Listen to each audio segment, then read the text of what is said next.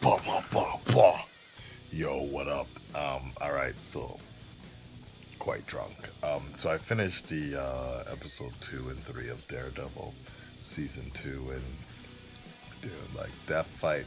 I think I'm gonna go ahead and take a shot in the dark and say I did a better analysis in the right after I finished watching it. It's been about 15 minutes since I stopped watching. Since I was watching episode 3 and shit. It's almost 3 a.m. in the morning right now, so I'm gonna keep it kind of quiet because I don't want to wake my neighbors up. But yo, my reaction to all that shit at the end of episode 3 was dope. They really upped the ante from that stairwell fight. Um, I'm gonna have to go back and look at my reaction, which of course will be on Rift TV. Um, but I think my highest pop for that scene was when I saw him hit the light, because I saw that from the trailer and I was like, oh shit, it's about to get turned up real quick. Um, there were some points of that where I was like, they could have done a little better, but you know what? No, I even take that back right now, because that dialogue between him and the old man. Um,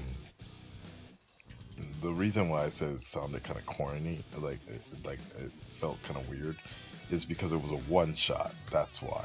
I mean, it would have been like, of course, it would have been cooler if it was um like he's like, "What about you?" It's like, I'll handle it or something like that, right? He says some dialogue like that. It would have been cooler if it was like 2 shots, but because it was a one shot, that's why it kind of came off kind of like whatever. But it's still, because it added to that feeling of like, yo, this is gonna be dope. So, um,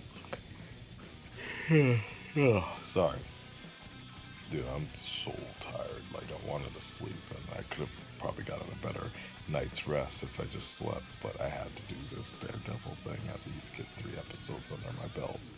Um, um, like the second episode was really good too, just showing the war zone and his camp, Frank Castle's camp and such. And as I said with my Rift TV reaction or my review, um,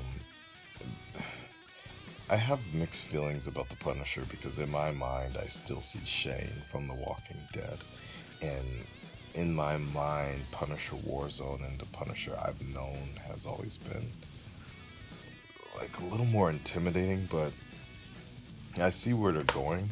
They're going for more of an urban vigilante style, like very grounded, like Batman Begins, so to speak, with Frank Castle, and um, like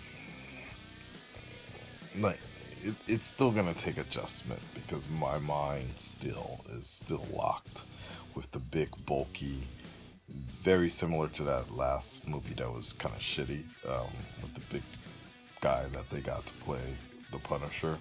Like when he comes in, it's like, fuck, it's this dude. But this really feels, in a sense, like I'm really like this weird mix between Batman Begins and The Dark Knight. Like, and I mean this in the sense that Batman, like, this feels like a Punisher Begins sort of origin story, basically, of Frank Castle. And when I mentioned TDK, The Dark Knight, I mean that in the sense is the fact that, like, Frank Castle, or this Punisher origin sort of story, is kind of like help feeding the hero mythos of the Daredevil, and helping draw the lines, the line in the sand, the same way Heath Ledger helped draw the line of the Batman. You know,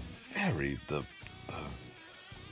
lineage and the comparisons. You could go on forever about how very similar it is. And you know, at one point Daredevil was kind of feared in some sense, the same way the Batman's feared. But there is a rule. There is one rule, and there is kind of a half measure with Daredevil, and the Punisher helps showcase that the sense of morality is very interesting how it all works, and that scene with him with the gun and um, with the duct tape and such. It's interesting. It's very all of it's very interesting. I like this.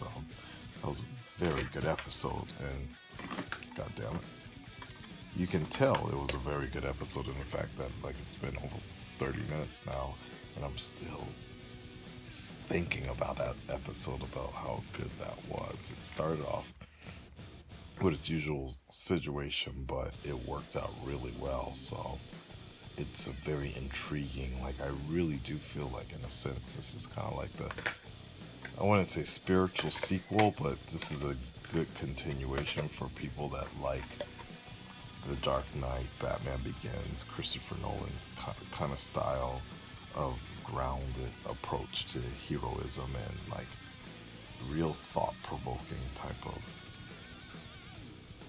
commentary, like shown throughout the entire episode. It's done, it's well done, and my hope is that other shows, you know, if you're gonna go ahead and copy the success of Daredevil, make everything fucking rated R, my hope is that studios, you know, especially, I'm looking at, for reals, I'm looking at you, Arrow, WB, to just look at what Daredevil's doing in these first 3 episodes for reals, yo. And, like, just, it can be done. I mean, you can make it a little more complex. You can bring duality and moral guidance to a show. I really feel Arrow could have been like that, but I felt that's what it was in the beginning, the first 2 seasons, but maybe that's what Deathstroke was kind of like in the beginning, you know? Goddamn, but that's a story for another day with Olicity. Anyways, I'm looking forward to the next couple episodes, guys, and of course, let me get some sleep first, and then I think I'll try to upload the reactions while I'm waiting for The Walking Dead in the morning. Yeah. Check it out on Rift TV, alright? I'm out. Take care, guys. Bye.